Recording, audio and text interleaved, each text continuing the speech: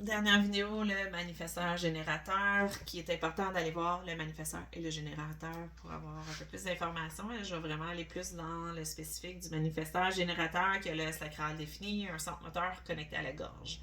Il procure une énergie constante pour faire plusieurs tâches. Donc, c'est une des grandes caractéristiques du MG, c'est le multitasking, le multitâche.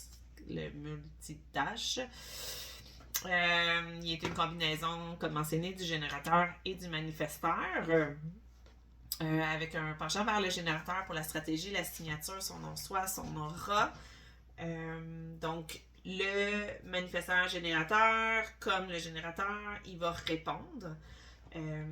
Sauf qu'il peut aussi initier, donc dépendamment de sa charte. Par rapport à la zone grise, là, pour voir s'il est plus générateur ou plus manifesteur. La grande différence entre le manifesteur générateur et le générateur, c'est l'apprentissage par plateau que je n'ai pas mentionné dans le générateur. Mais le générateur, il y a un apprentissage par plateau. Donc, il va arriver à un niveau, il va plafonner et il va devoir prendre le temps là, avant de pouvoir franchir ce plateau-là. Tandis que le manifesteur générateur, lui, il va vite. Donc, si tu lui donnes une marche à suivre, lui, il va le faire à sa façon. Donc, ça se peut qu'il fasse l'étape 1 et 2, il saute à l'étape 4 et 5, puis qu'il revienne par la suite parce que là, il a oublié quelque chose, puis il doit le corriger. Fait que oui, il va peut-être aller plus vite dans les tâches et revenir en arrière, mais s'il le fait en même temps que le générateur, ça se peut qu'ils finissent quand même en même temps, mais ils n'auront pas fait les choses de la même façon. Donc, par exemple, pour bâtir une maison, ben, le manifesteur générateur, ben, lui, tu sais, il va comme un peu sauter du coq à l'âne, mais quand tu regardes le générateur, lui, il va vraiment faire comme chaque étape pour chacune des maisons, vraiment de façon plus structurée. Pour les manifesteurs générateurs, pour voir par rapport à c'est plus manifesteur ou générateur, mais c'est de regarder comment que le sacral est connecté à la gorge ou le plexus solaire. Donc, ça va pouvoir donner des indicateurs pour voir si on s'enligne plus vers le manifesteur ou plus vers le générateur. Sa grande force, c'est qu'il est rapide. Donc, quand il est aligné, il est capable de faire plusieurs choses de façon simultanée. Il peut commencer quelque chose, puis passer à autre chose et revenir plus tard. Et à cause de ce niveau-là, bon, il va pouvoir, il va changer d'idée assez fréquemment.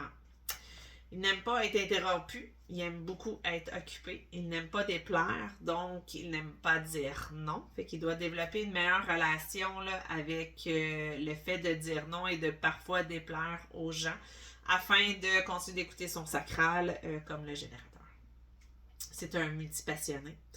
Puis lorsqu'il change d'idée, ben, c'est important de vérifier si ça a un impact sur les autres. Par exemple, s'il s'investit dans un projet, puis là, tout d'un coup, ça ne lui tente plus, ben, c'est aussi de s'assurer là, de l'implication qu'il a et qu'est-ce que ça peut faire pour les autres, puis surtout qu'il n'aime pas déplaire. Donc, à ce moment-là,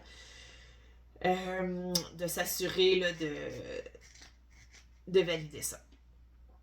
C'est quelqu'un qui va trouver des shortcuts. Donc, il va pouvoir, vu qu'il travaille très très vite, il va trouver des façons d'améliorer les processus. Dans le perfectionnement aussi, là, c'est quelque chose qui est très bon à ce niveau-là. C'est un intense et c'est OK. Les MG, c'est vraiment des boules d'énergie qui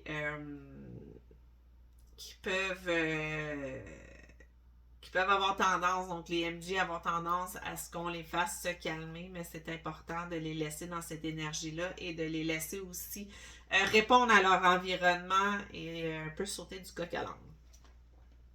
Par rapport à leur autorité, donc sacrale ou émotionnelle, le sacral comme le générateur, donc c'est dans les si maintenant, c'est par un oui, les questions fermées, oui ou non. Et qui peut changer dans le temps. L'émotionnel pour les grandes décisions, donc encore une fois, d'écouter la vague émotionnelle et de pouvoir aussi faire référence au sacral pour cela. Bon, je crois avoir fait le tour. C'est super imparfait, mais si je le faisais pas, je le ferais jamais. Fait que voilà. Ciao!